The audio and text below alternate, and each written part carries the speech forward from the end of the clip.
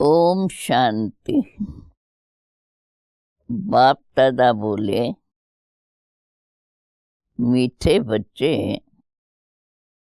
तुम बाप के पास आए हो अपना जीवन हीरे समान बनाने। बाप की याद से ही ऐसा जीवन बनेगा। प्रश्न है, नई दुनिया में ऊंच पद के लिए कौन सा एक मुख्य पुरुषार्थ करना है? उत्तर, बाबा कहते हैं, मीठे बच्चे, जिन पुराने संबंधों ने इतना दुखी किया, अब उनके मोह जाल से बुद्धि को निकाल एक मुझे याद करो। उनके साथ रहते भी मन को मेरे में लगाओ।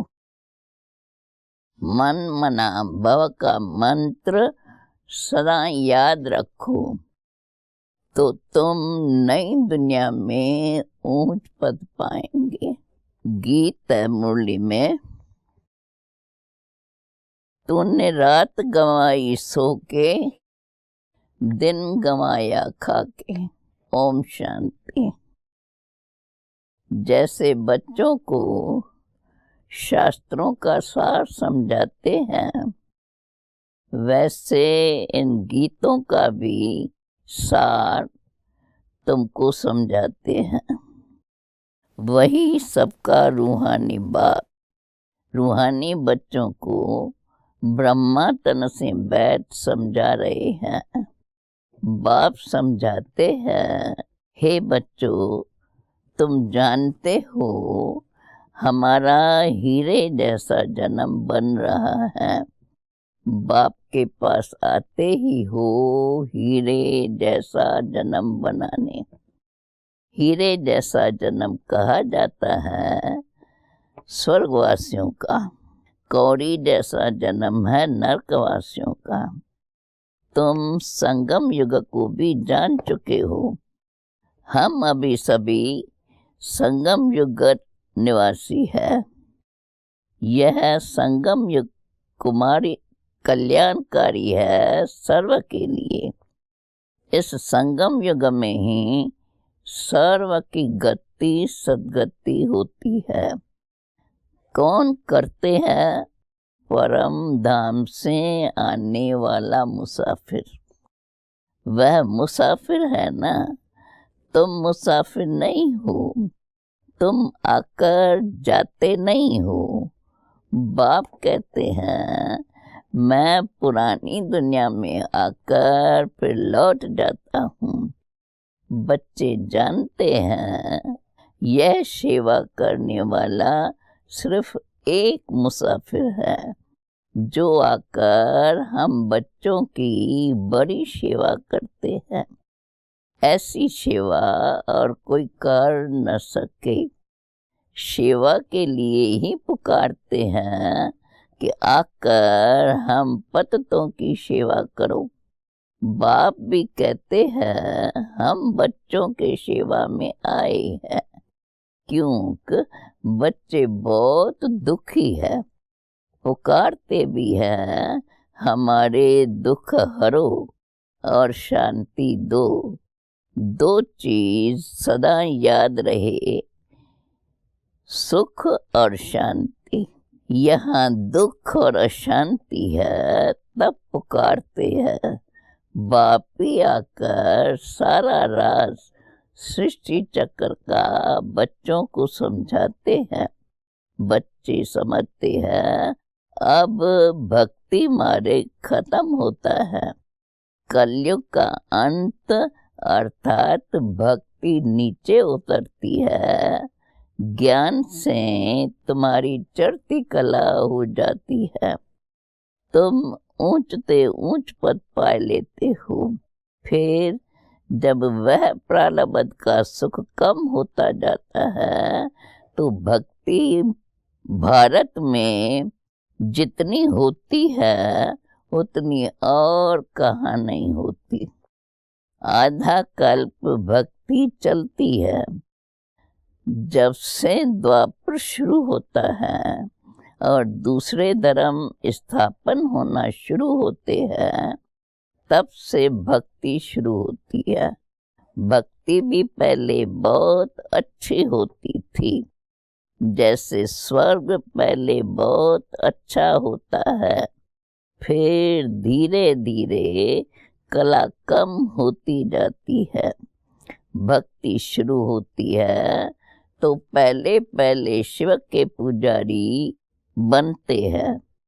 आधा कल्प कोई पूजा होती नहीं है, फिर भक्ति मार्ग शुरू होता है और दूसरे धर्म भी शुरू होते हैं। इतनी भक्ति और कोई कर नहीं सकते। पूरा आधा कल्प भक्ति चलती है। यह भी बच्चे जानते हो कि बाप जो सबको खास भारत को सद्गति देते हैं, स्वर्ग का मालिक बनाते हैं। दूर देश का मुसाफिर आया हुआ है ना, हम बच्चों को फिर से स्वर्ग की बादशाही देने। वर्षा भी देखो कितना जबरदस्त है, परंतु एक भी बात किसकी बुद्धि में नहीं बैठती। भारत में भक्ति कितनी करते हैं, कितने मंदिर हैं। भारत खंड में तो ढेर मंदिर हैं। अभी तुम जानते हो यह किसके मंदिर हैं? पहले पहले तो शिव बाबा के मंदिर बनते हैं, फिर बनते हैं देवताओं के। वह मंदिर भी तुम्हारे सारे खड़े हैं। एक तरफ शिव बाबा की पूजा करते रहते हैं, दूसरी तरफ शिव बाबा तुमको पूज बना रहे हैं। तुम यहाँ आए हो देव पूज देवता बनने। जो भी देवताओं के पुजारी हैं, वास्तव में वह भी आकर यहाँ ब्राह्मण बनेंगे। धीरे धीरे वृद्धि होती जाएंगी। सभी इकट्ठे तो पढ़ न सके, समय लगता है। कल्प पहले भी जिन्होंने पढ़ा होगा वही फिर पढ़ेंगे। एक दो को पढ़ाते रहना है। सबको बाप और सृष्टि के आदि मध्य अंत की नॉलेज सुनानी है, जिससे मनुष्य स्वर्ग का मालिक बन सकते हैं। सो आकर समझो।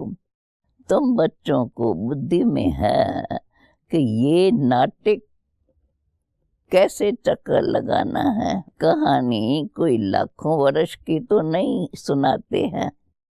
तुम जानते हो 5000 वर्ष पहले क्या था, किसका राज्य था? भारत में हम पूज्य देवी देवताओं का राज्य था। याद आया ना, हम पूज्य थे, हम पुजारी बने। आगे ये पता नहीं था कि हम ही सो पूज्य देवता थे। फिर हमने 84 जन्म लिए। 84 जन्मों की कहानी लक्ष्मी नारायण की है। तुम अपने 84 जन्मों की कहानी सुनाते हो। उनको तो अपनी कहानी बैठ लिखने में समय लगता है। तुम 1 मिनट में 84 जन्मों की कहानी बता सकते हो। वो तो एक जन्म की कहानी लिखते हैं। छोटेपन में भी क्या क्या किया, यह भी अपनी कहानी बताते हैं। हम 84 का चक्कर कैसे लगाते हैं? एक की तो बात नहीं है, बहुत ब्राह्मण है। तुम ही एक चक्कर को जानते हो। इस चक्कर को जानने से तुम राजा रानी बनते हो और फिर औरों को भी बनाते हो। भक्ति भी भारतवासियों जैसी कोई नहीं करते हैं। अगर जो भी मठ पंथ धर्म आदि है वो हमारी भक्ति के समय स्थापन होती है। पहले पहले हमारा कितना छोटा फूलों का झाड़ था, रूहानी गार्डन था। तुम चैतन्य फूल थे। इनको कहा जाता है फूलों का बगीचा। फिर तुम्हारा कांटों का बगीचा होता जाता है। इस समय तो सब कांटे बन गए हैं। फिर कांटों से फूल कैसे बनना है सो बाप बैठ समझाते हैं। एक दो को दुख देना कांटा लगाना है। स्टूडेंट लाइफ इस द बेस्ट कहा जाता है। वो बहुत अच्छी होती है। बच्चे बच्चियां बड़ी खुशी में पढ़ते रहते हैं। शादी की और एक दो को कांटा लगाना शुरू किया। सत्युग में कोई कांटा नहीं लगाते। अभी तुम फिर फूल बनते हो। तुम जानते हो भारत स्वर्ग था तो कितने अपार सुख थे। सोने की खानियां थी, अभी वो खाली हो गई है। फिर तुमको सोना भरपूर मिलेगा। भारत में ही सोने हीरे जवाहरात की खानियां थी। उस समय अमेरिका आदि कुछ भी नहीं होता, बॉम्बे भी नहीं होती। वंडर है ना, कलयुग के अंत में कुछ भी सोना देखने में नहीं आता। फिर सत्ययुग में सोने की खानियां भरतू हो जाती हैं, सोने के महल बन जाते हैं। वंडर है ना, वहाँ सोने की ईंटें बनती है। माया मचंदर का खेल दिखाते हैं ना। ध्यान में देखा, यहाँ तो सोना ही सोना है। बरोबर सत्युग में सोना होगा।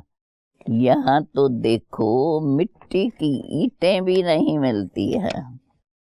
जितनी यहाँ ईंटें पैसे से मिलती है उतनी वहाँ सोने की ईंटें मुफ्त मिलती है।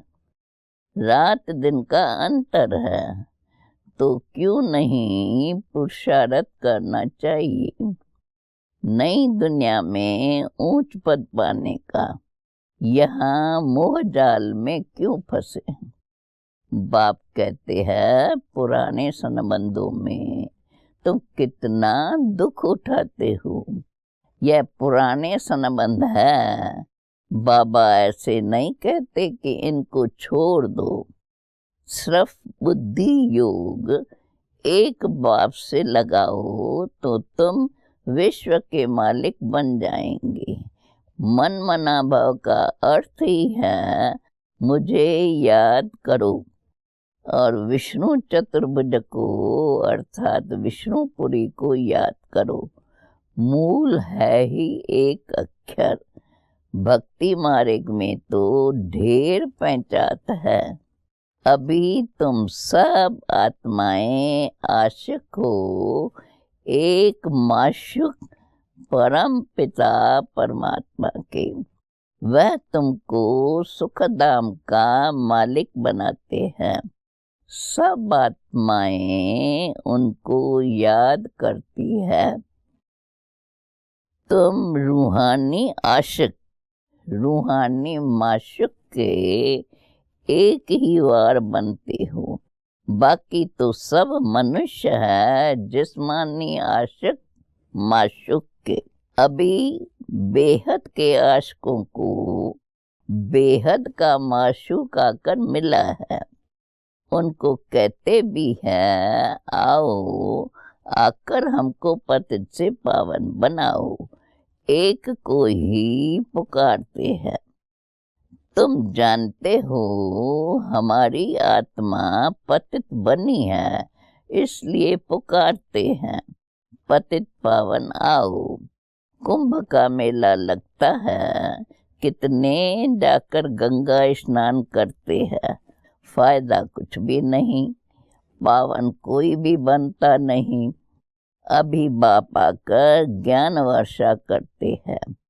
तुम्हारे ऊपर ज्ञान की वर्षा हो रही है, जिससे फिर कांटों का जंगल, फूलों का बगीचा बन जाएगा। तुम जानते हो, हमारा जब राज होगा तो वहाँ कोई पतित होगा ही नहीं। सारे विश्व पर ज्ञान वर्षा हो जाती है, सब कुछ हरा भरा हो जाता है। खानियाँ भी हीरे जवाहरों की नई बन जाती है।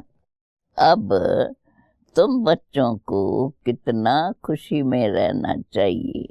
सन्मुख देखते हो, बेहद का बाप बैठ समझाते हैं कि तुम मुझे याद करो तो तुम्हारे विक्रम विनाश होंगे।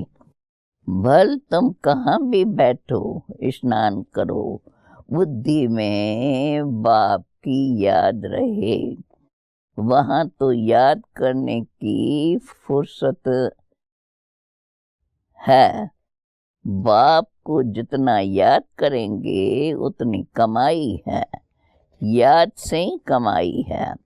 ऐसा कभी सुना है कि याद से कमाई होती है? कितनी बड़ी कमाई है। तुम विष्णुपुरी के मालिक बन जाएंगे। तुम जानते हो, हम आत्माओं का बाप निराकार है। उसने इस शरीर का आधार लिया है। भागीरथ का भी वर्णन है ना। भाग्यशाली रथ, जिस रथ पर परम पिता के परम आत्मा सवार है। उन आत्मा का रथ जब तैयार होता है तो झट आत्मा आकर प्रवेश करती है। बाप को तो इस रथ में आकर सिर्फ नॉलेज देती है। इनके भी बहुत जन्मों के अंत के जन्म में जब वानप्रस्थ अवस्था होती है, तब बाप कहते हैं मैं आकर इनमें प्रवेश करता हूँ अथवा इस रथ में विराजमान होता हूँ। बाकी कोई घोड़े गाड़ी के रथ की बात नहीं है। अभी तुमको यह ज्ञान मिला है। बाप बैठ सन्मुख तुम बच्चों को समझाते हैं। तुमको तो बहुत खुशी होनी चाहिए। ICS का इम्तिहान पढ़ते हैं तो बड़ा नशा रहता है। वह होता है सबसे ऊंच इम्तिहान। तुम्हारी भी ये पढ़ाई है। ये भगवान की पाठशाला है। अब प्रश्न उठता है, भगवान कौन? क्या श्री कृष्ण या शिव बाबा? सबका भगवान कौन है? सिवाय एक निराकार परमात्मा के सब तो कृष्ण को मानेंगे नहीं। सभी आत्माओं का बाप है निराकार परम पिता परमात्मा। वो सदैव परम धाम में रहते हैं। एक ही बार आते हैं बच्चों को स्वर्ग का मालिक बनाने। तुम जानते हो, वही बाबा कल्प कल्प आकर हमको रंक से राह बनाते हैं। भारत अब रंक है ना। फिर दूसरे जन्म में क्या बनना है? तुमको सब साक्षात्कार हुए हैं। विनाश का भी साक्षात्कार किया है, स्थापना का भी साक्षात्कार किया है। भगवानो वाच मैं तुमको राजाओं का राजा बनाता हूँ। बहुत दान पुण्य करने से कोई को अल्प काल का सुख मिलता है। राजाओं के पास जन्म ले फिर फट से मर जाते हैं। कोई गर्भ में भी मर जाते हैं। कोई लूले लंगड़े काने भी बन जाते हैं। जैसे जैसे कर्म करते हैं वैसा पद पाते हैं। अब तुमको तो राजाओं का राजा बनाते हैं। तुम कहते हो बाबा हम बलिहार जाएंगे तो जरूर राजाई भी तो पाएंगे। भारत को महादानी खंड कहा जाता है। यहाँ दान पुण्य बहुत करते हैं। वह फिर शुरू होता भक्ति मार्ग में। अब बाप तुमको 21 जन्मों के लिए दान देते हैं। अब तुम बाबा पर बल्हार जाते हो। तन मन धन सब कुछ दे दिया। अब बाप कहते हैं ट्रस्टी होकर रहो। अपना घर बार संभालो। सब शिव बाबा का है। मैं आपका हूँ। आपको ही याद करता हूँ। दिल से सरेंडर करते हैं। बाप कहते हैं बल महल में रहो। घूमो फिरो मौज मनाओ। सिर्फ मुझे याद करो तो तुम बहुत खुशी में रहेंगे। तुम विश्व के मालिक थे। अब फिर तुम पुरुषार्थ कर वह बनते हो। बाप समझाते हैं मीठे मीठे बच्चों, इस योग बल से ही विक्रमाजीत बनेंगे। बाप की याद से तुम विश्व के मालिक बनते हो। समझा? अच्छा।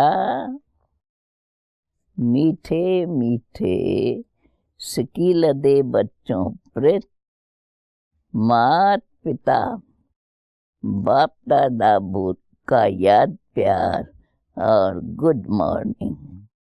रूहानी बाप की रूहानी बच्चों को नमस्ते। धारणा के लिए मुख्य सार। इस सारे जो भी अभी हमने सुना उस धारणा के लिए मुख्य सार। राजाई पद पाने के लिए बाप पर पूरा बल्हार जाना है। तन मन धन सब समर्पण कर ट्रस्टी होकर रहना है। विक्रमाजीत बनने का पुरुषार्थ करना है। याद में ही कमाई है, इसलिए निरंतर याद में रहने का पुरुषार्थ करना है। ऐसा रूहानी फूल बनना है जो फूलों की दुनिया का अधिकारी बन जाए। अंदर में कोई भी कांटा न रहे। लास्ट में फिर वरदान। त्रिकालदर्शी स्थिति में स्थित रहकर सदा अचल और साक्षी रहने वाले नंबर 1 तकदीरवान भव। त्रिकालदर्शी स्थिति में स्थित होकर कर्म करो और हर बात को देखो। यह क्यों, यह क्या, यह क्वेश्चन मार्क न हो। सदा फुल स्टॉप, नथिंग न्यू। हर आत्मा के पार्ट को अच्छी तरह से जानकर पार्ट में आओ। आत्माओं के संबंध संपर्क में आते न्यारे और प्यारेपन की समानता रहे तो हलचल समाप्त हो जाएंगी। ऐसे सदा अचल और साक्षी रहना, यही है नंबर 1 तकदीरवान आत्मा की निशानी। लास्ट में स्लोगन है, सहनशीलता के गुण को धारण करो तो कठोर संस्कार भी शीतल हो जाएंगे। ओम शांति।